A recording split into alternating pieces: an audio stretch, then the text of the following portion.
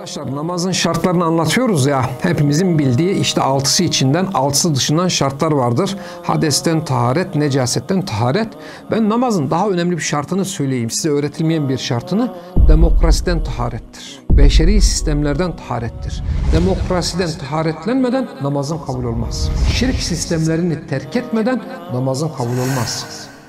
Şirk sistemlerinin mabet hanesinde, yani parlamentolarda icat edilen anayasalardan taharetlenmeden namazın kabul olmaz. Çünkü senin demokrasi dediğin, peşinden koştuğun o demokrasi bir şirk sistemidir. O beşeri anayasalar bir şirk anayasasıdır. Senin bunlardan taharetlenmeden, yani şirki terk etmeden, şirke tövbe etmeden, şirkten beri olmadan bu büyük şirki, asrın en büyük şirkini terk edip ondan taharetlenmeden namazın kesinlikle makbul olmayacaktır.